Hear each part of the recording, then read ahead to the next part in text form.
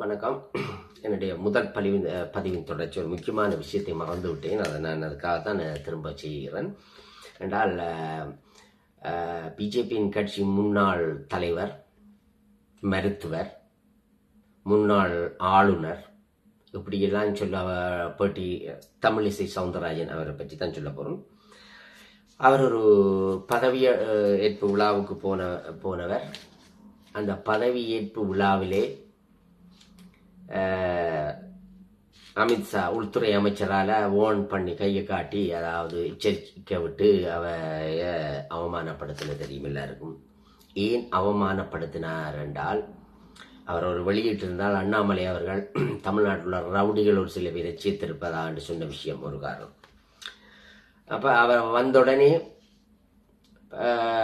எல்லா உண்மையிலே ஒரு தமிழ் பெண்ணண்டபடியா கவலைப்பட்டு பல ஊடகங்கள் வெளியிட்டன. ஆனால் இவ ஒரு பத்திரிகையாளர் மாநாட்டை ஒன்றை கூட்டி அவர் சொன்னார், அடே நானே கவலைப்பட, நீங்க என்ன கவலைப்படுறீங்கன்னு சொல்லிட்டு அவர் ஒரு விஷயத்தை சொல்ல வரார். தமிழ்நாட்டில் நாம் தமிழர் கட்சி வளரக்கூடாது. ஏனென்றால் அவர் சொல்றார், இளைஞர்களை சேர்த்து அவர் பிள்ளையான வழியில் திசை இருக்கிறார். அவர் என்ன பிள்ளையான வழியை திசை இருக்கிறார்? என்ன ரவுடி கும்பலா ஆக்குறாரா, இல்ல கஞ்சாவிக்க சொல்றாரா, அல்ல இது பண்றாரா? அப்ப நான் என்ன சொல்ல வாரேன்னால், சாதாரணமான ஒரு கூடாரி உருக்கால செய்திருக்கலாம், அல்ல இரும்பண்டு வைப்போம். அந்த உருக்கால செய்யப்பட்ட பிடியை அந்த பிடிய போட்டு நீங்கள் ஒரு மரத்தை விட்டேலாம் கூட கை வலிக்கும். அந்த உருக்கால செய்யப்பட்ட கோடரிக்கு மரத்தால் ஒரு பிடிய போட்டு மரத்தை விடலாம் இலகுவா இருக்குதான். நான் தமிழர்களுக்கு சொல்ற உதாரணம். இப்படிதான் துரோகிகள். நீங்கள் அதே போல ஒரு துரோகி தான். அதாவது இவ்வளவு நடந்ததுக்கு அப்புறம் உங்களை பற்றி கவலைப்பட்டாக்களுக்கு நீங்க சொல்ற காரணம், நீ ஏண்டா நான் கவலைப்படுறீங்க, நான் ஏன் கவலைப்படலைன்னு சொல்லியும் இப்படி நாம் தமிழர் கட்சியை சொல்லி போறீங்க. அது மட்டும் இல்ல, நீங்கள் ஒரு ஏன் கூடார இப்படிதான் சொல்றேன்டா, உங்களத்தான் மாநில கட்சியிலிருந்து பிஜேபி நீக்கிட்டு. ஆனால் தமிழ்நாட்டில் பிறந்து வளர்ந்த ஒரு தெலுங்குக்காரிய அல்லது கர்நாடகாரிய நிதியமைச்சராக கொடுத்தவங்க உங்களையும் கூப்பிட்டு ஒரு மந்திரியாக அல்லது ஒரு பாராளுமன்ற உறுப்பினராக போட்டிருக்கலாம் தானே. ஆனால் செய்யல. ஆனால் உங்களை நீக்கி அண்ணாமலையை கொடுத்து மாநில ரைட் இவ்வளவு அதுக்கு பிறகு இந்த அவமானம் உங்களுக்கு. இதை சொன்னதுக்கு நீங்கள் உண்மையான தமிழிச்சியாக இருந்திருந்தால் நீங்கள் ஒரு வேற கட்சியை தொடங்கி இருக்கலாம். நீங்கள் இந்திரா காங்கிரஸுக்கு போறது சரி, அவர்கள் எல்லாம் தமிழனத்தை ஒதுக்குறார்கள். அடுத்து பிஜேபி. அதை விட்டு நீங்க வேறொரு தமிழ் கட்சியை தொடங்கி மற்ற கட்சிகளோட சேர்ந்திருக்கலாம். அல்லது இந்த நாம் தமிழரை பற்றி கேவலம் செய்யாம சீமான் அவரோட சேர்ந்து நீங்கள் இது பண்ணியிருக்கலாம். அப்ப நீங்க செய்யல இப்படி சொல்லிட்டு இருக்கிறபடியால் உங்களோட சார்ந்தவர்களோட போட்டை நீங்கள் பிரிச்சு பிஜேபி கொடுக்குறீங்க. இப்ப நான் சொன்ன சரியா பிள்ளையா கூடாரி குடி என்று. இதுதான் எங்கட சேர் பொன் ராமநாதன் செய்தான். அவன் என்னத்தை செய்தான் என்றால், வெள்ளக்காரன் ஆண்டு கொண்டிருக்க இந்தியாவில் இருந்த மாதிரி அவன் கொடுமைகள் செய்யல. இலங்கையில தமிழன் தான் ஃபுல்லாக ராணுவ தளபதி குமாரசாமி, ஏர்போர்ஸ், விமானப்படை, நேவி, கடற்படை எல்லாம் தமிழன் கைக்குள்ளா இருந்தது. தமிழர் படிச்சார்கள், பொறியியலானால் அவங்கள மருத்துவரெல்லாம் தமிழர்களாம். ஆனால் அவன் சிங்களம் மதம் மாறி போகல. 4ஆம் வகுப்பு படிச்ச சிங்களவன் டிஎஸ்என் நாயக்காட்ட எங்கட தமிழர் ஒருவர் குமாரசாமி படிச்சவர், அவர் போய் இங்கிலாந்து வந்து கதைச்சி அந்த ஆட்சிய கொடுத்தார். ஏன் நீதியே எடுத்திருக்கலாமேடா, ஒரு பிரச்சனையும் இல்லாம எல்லாம் தமிழர்கள் நல்லா இருக்கக்குள்ள போய் 4ஆம் வகுப்பு படிச்ச சிங்களவன்கிட்ட கொடுத்தான். அப்ப அவன் வந்த உடனே என்ன செய்தார்கள், இருந்த முப்படைகள்லையும் மாற்றங்களை கொண்டு வந்தார்கள். நானா ராணுவ தளபதியா இருந்தேன்னா அது வேற மாதிரி முடிஞ்சிருக்கும். குமாரசாமி ராணுவ தளபதி.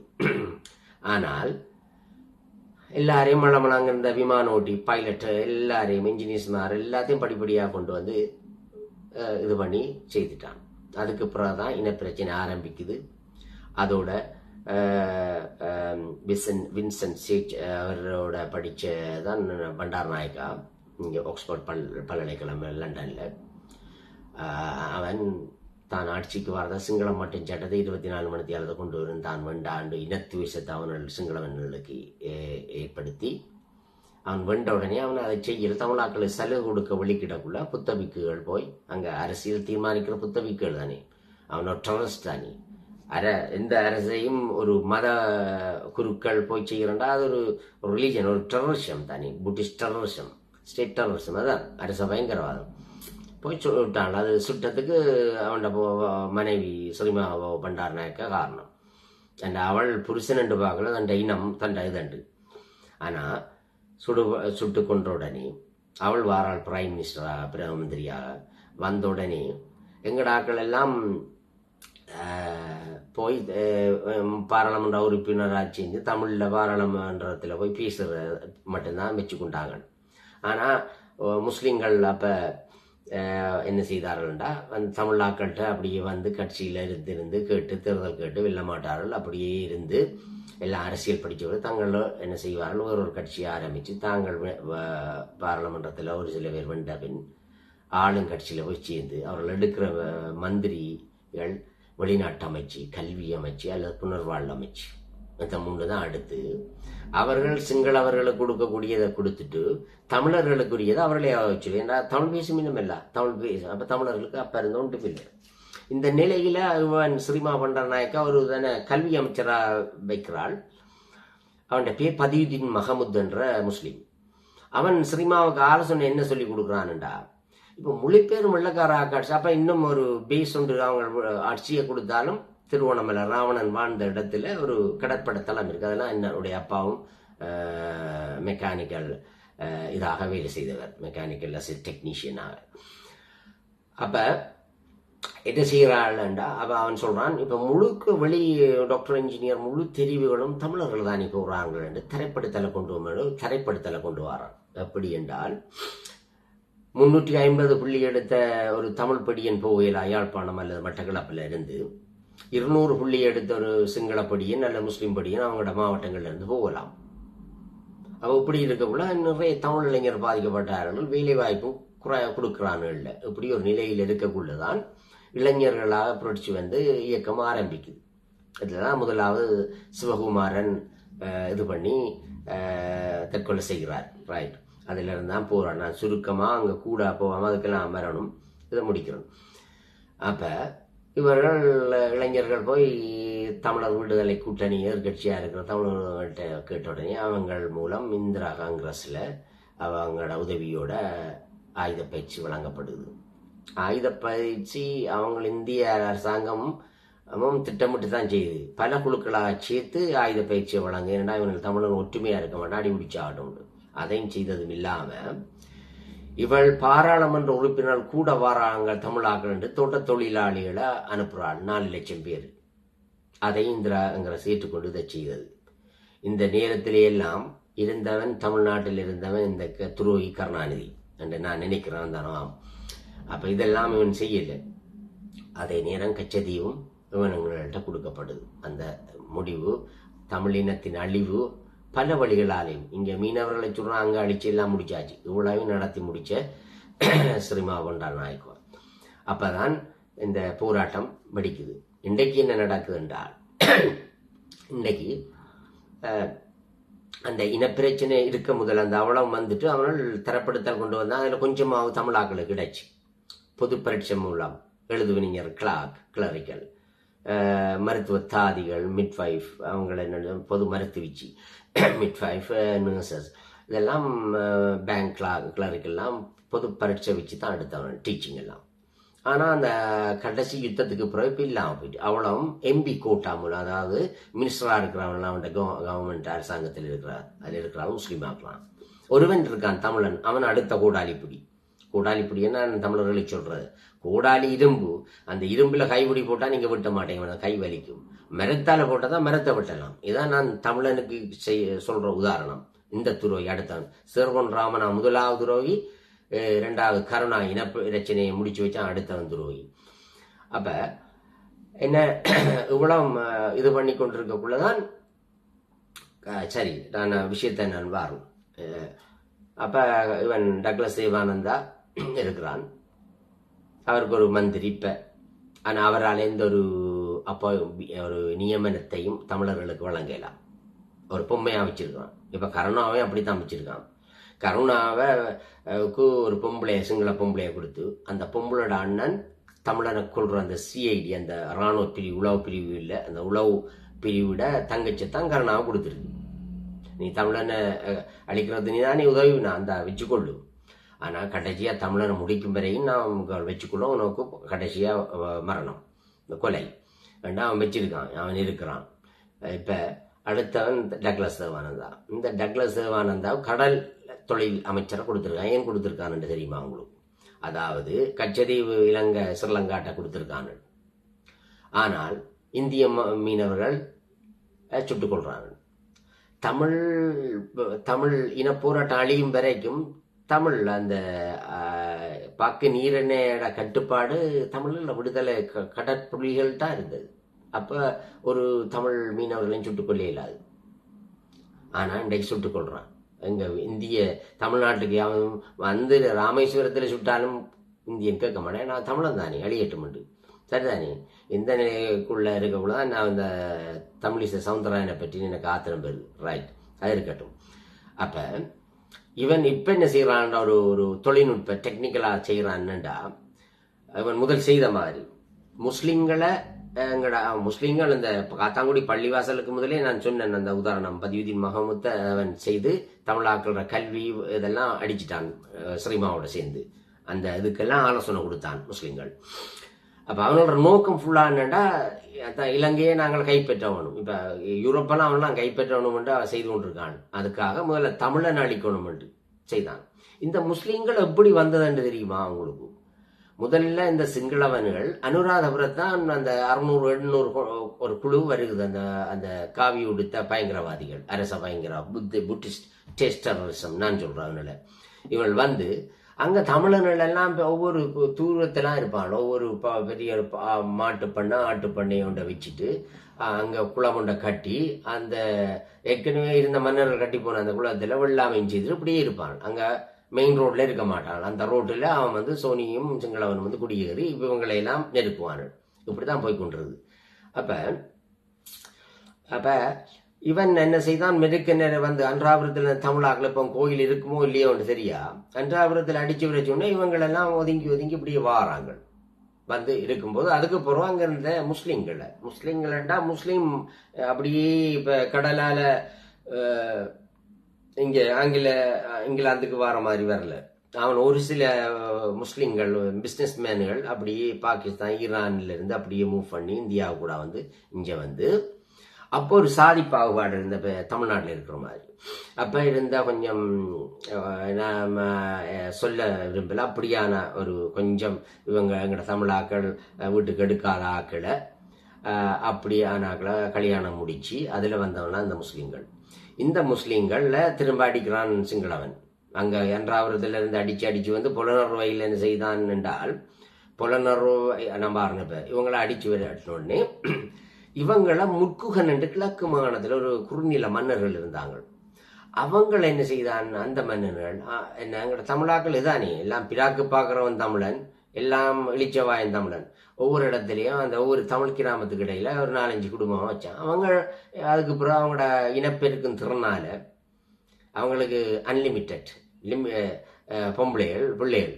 அப்போ அதால் அவங்க பிறகி அப்படியே வந்து கடைசியாக இப்படி இருக்கும்போது சிங்களவன் என்ன செய்தான், நான் கடல் பிரச்சனையை விட்டு நான் ஜம்ப் பண்ணிதுக்கு வந்தேன்னா அப்படியே வந்து இப்படி இருக்கும்போது தமிழீழ போராட்டத்தில் முஸ்லீம் இளைஞர்களையும் இயக்கங்கள் எடுக்குது. இந்த நிலையில இவங்கள் என்ன செய்தான், ஏற்கனவே அவன் ட்ரெயின் பண்ணிட்டு இருக்கக்குள்ள இப்படி போகக்குள்ள அவன் ஸ்ரீலங்கா அரசம் ஜூஎன்பி கவர்மெண்ட் ஐக்கிய தேசிய கட்சி என்ன செய்யறான்டா, மொசாட்டை அமெரிக்காவை கண்டெக்ட் பண்ணி ஸ்பெஷல் டாஸ்க் ஃபோர்ஸ் என்று அமைச்சு அங்க அவங்க பிடிக்கிற கொள்ற ஒரு நீதிக்கு போக இயலாது. அவனால் என்ன செய்கிறான், காத்தாங்குடி பள்ளிவாசலை போய் அட்டாக் பண்ணி கொள்றான். அப்ப எல்டிடி செய்தாண்டு பரப்பி உலகம் முழுக்க செய்துட்டு என்ன செய்கிறான், முஸ்லிம்களை கொண்ட தமிழாக்களை கனவே தமிழாக்கள் என்ற சித்தப்பா மாமா உட்பட 91 பேர் அவனை காத்தாங்குடி அட்டாக் பண்ணோடனே இவன் முஸ்லிமாக்கள் போய் கந்தலா என்ற இடம், திருவண்ணாமலைக்கு அடுத்து திருவண்ணாமலை ராவணன் மாந்த இடம் கந்தலா என்ற குளக்கோட்டன் மண்ண குளம் இருக்கு. இப்போ தமிழனையே அடிச்சடி விரிச்சிட்டான். அதில் போய் எல்லாரையும் பட்டி சுட்டு போட்டிருந்தாங்க. அது மட்டும் இல்லை, மத்திய கிழக்கு நாடுகள்லாம் அவங்க எல்டிடி கூட அங்கே இனத்தை பள்ளிவாசலில் வந்து சுட்ட வேண்டும், அங்கே எல்லாம் நிறைய தமிழர்களை அந்த அரபுக்காரர்கள் கொடுமைப்படுத்தினார்கள். அப்படியெல்லாம் அந்த சோனிகள் செய்திருக்காங்க. இது சரி. அப்போ பாருங்க, அவன் இந்த டெக்னிக்கை ராஜன் செய்தான். கடைசி யுத்தத்தில் அந்த மஹிந்த ராஜபக்சோட ஆலோசனையாக இருந்தவன் அந்த காத்தாங்குடியை சேர்ந்த ஒருவன். அது மட்டும் இல்லை, ஒரு காத்தாங்குடி பொம்பளையே பராக் ஒபாமாவிட்ட கொண்டு போய் அவளை அழ வச்சு இப்படி இப்படின்னு அமெரிக்காவும் சேர்ந்து இந்த இந்த கொலை அந்த இது எத்தனை நாடுகள், முழு நாடுகளும், முழு அமெரிக்கா போகிற இடத்த ரஷ்யாவா, ஆனால் எல்லா அமெரிக்கா ஈரான் இருந்து முழு நாடுகள் இந்தியா உட்பட கொடுத்தாங்க. அந்த அவனோட பம்பர் முழுக்க சென்னை விமான நிலையம் அவனோட ராணுவ ஏர்ஃபோர்ஸ்ல இருந்து அப்படியே போய் அடிச்சு கொண்டே வந்தார்கள். சரி, அடிச்சு முழுக்க முடிச்சான். ரைட், அது இருக்கட்டும்.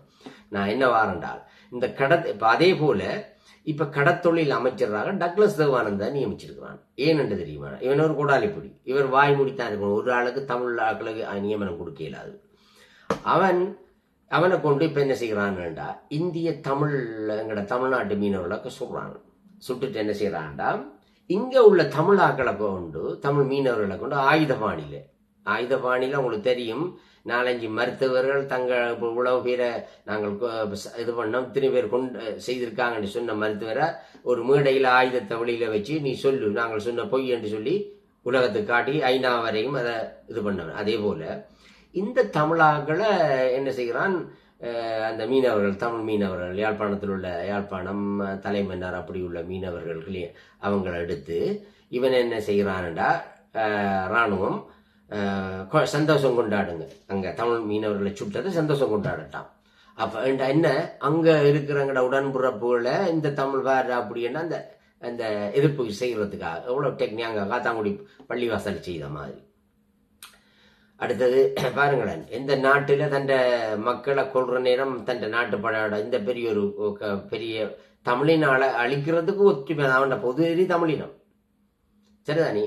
அப்ப இவ்வளவு ஏன் கருணாநிதியோடும் தாங்கள் தொடர்ச்சியா இருக்கணும், ஏனென்றா அதுக்காகத்தான் பாருங்களேன், தண்ட குடும்பம் வாழணும்ன்றதுக்கு ஒரு இனத்தை அழிச்சான் கருணாநிதி. வீரபாண்டிய அவருக்கும் அந்த வழக்கறிஞர் பாலு அவர்களும் சொல்லுவாரன், இந்த துரோகி சனியன் என்று சொல்லாம என்று சொல்ற. நீங்க ஒரு கல்விமானா, நீங்க தமிழர்கள் எனக்கு தெரிஞ்சிட்டு, நான் அப்பவே நினைச்சேன் தமிழ், அப்பவே உங்களை நான் ஐடென்டிஃபை பண்ணிட்டேன், உங்களுக்கு இனம் கண்டுட்டேன். அதாவது கவியரசு கண்ணதாசன் இதை பற்றி பேச சொல்ல என்ன சொன்னாங்க, நீங்க பிள்ளையா ஒன்றும் சொல்லப்படா பிள்ளையான்னு சொல்லி போட்டு அவரை மறைமுகா பிள்ளையா சொல்லி வந்தீங்க. கவிஞர் கண்ணதாசன் ஒரு நிலை இல்லாதவரோட சொல்லிட்டு போற மறுப்பார் இப்படியெல்லாம் கணக்கா இது பண்ணீங்க சரிதானே.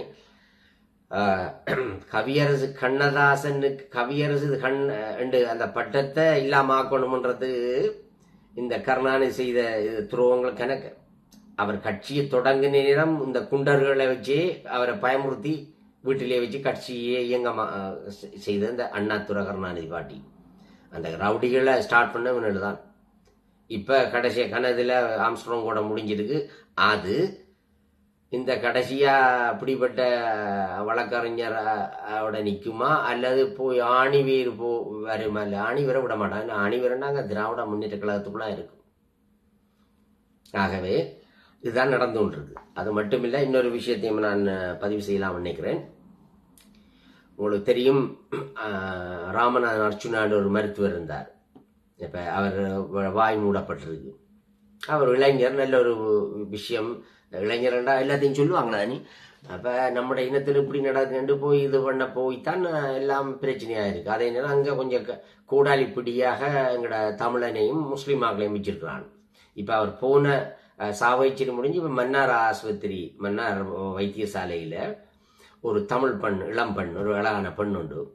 அவளுக்கு டேட் கொடுத்திருக்கு. பிறகு அதுக்கு முதலே அவள் வலி என்று போன நேரம் அந்த பிள்ளைய நோமலா விட்டு பராமரிச்சு செய்யாம சிசையர் பண்ணியிருக்கிறான்.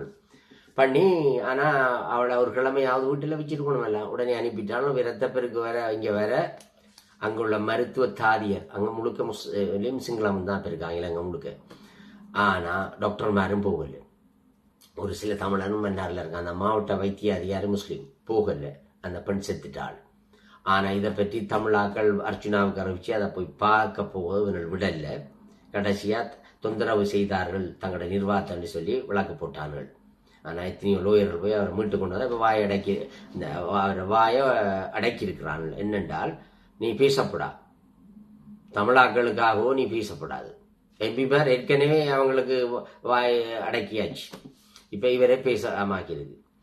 உங்களுக்கு தெரியும், நான் ஒரு விஷயத்தை நான் சொல்ல வாரேன். நான் ஒரு இலங்கையில் இவர்கள் இவ்வளவும் செய்ததுக்கு பிறகு குடும்ப திட்ட சென்னங்கமுண்ட கொண்டு வந்தானு என்றால் ஒரு பிள்ளை 2 பிள்ளைக்கு மேல பிள்ளை பெறக்கூடாது. இந்த சட்டம் சிங்களவனுக்கும் இல்லை முஸ்லிம்களுக்கும் இல்லை. இதில் ஒருவர் ஹமீட் என்றவர் ஒரு மீட்டிங்குக்கு வந்திருந்தார். ஆசிரியர்களை அழைத்து இவர் குடும்பத்திட்ட சம்பந்தமாக ஒரு மீட்டிங். அந்த மீட்டிங்ல அந்த கருத்தரங்குல இவர் பேசுறார். மலையக தமிழர்கள் ஏற்கனவே மலையக தமிழரை எம்பிமார் கூடுறாங்கன்னு 4 லட்சம் இந்த சோனி பதிதீன் மாவுத்து சொல்லித்தான் அனுப்பினது.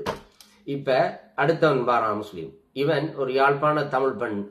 அப்ப எல்லாம் டீச்சர்ஸ் மேலாம் தமிழாக்கலாம் அல்லது இந்திய தமிழாக்களா இருப்பான். அந்த பெண் ஒரு முஸ்லீம் கிண்ணியாண்டு திருவண்ணாமலையில் அந்த பாடசாலைக்கு போனவரை அவளை மடக்கி அவை முக்காடை போட்டு வச்சு, அது வேற பிரச்சனை, அவ அதை உணர்ந்திருக்கணும். அதே நேரம் இவன் சொல்றான்டா என்ன மலையக தமிழர்கள் அதில் எதிராக நிற்கிறாங்களாம்ட்டு. நான் உடனே எழும்பி கேட்டேன், மன்னிக்கணும், இந்த குடும்பத்திட்ட சங்கம் தமிழாக்களுக்கு மட்டுமா அல்ல சிங்களாக்கள் முஸ்லீம்களுக்கு மட்டுமா?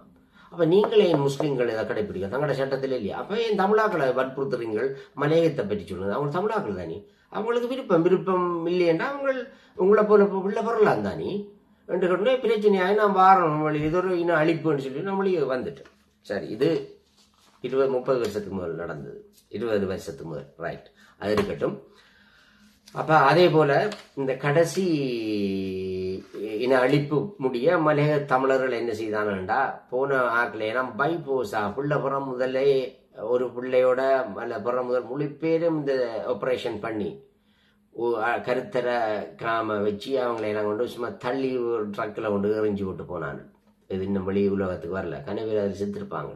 இந்த பாருங்க, இந்த பிள்ளைக்கு இப்போ இவ்வளவு நடந்திருக்கு. இதை கேட்க ஒரு இல்லை. அவனை எம்பி மேற அடைச்சா அவனை ஆளை வச்சே சுடுவானன். ஏண்டா குமார் பொன்னம்பலத்தை சுட்டவன் தானே.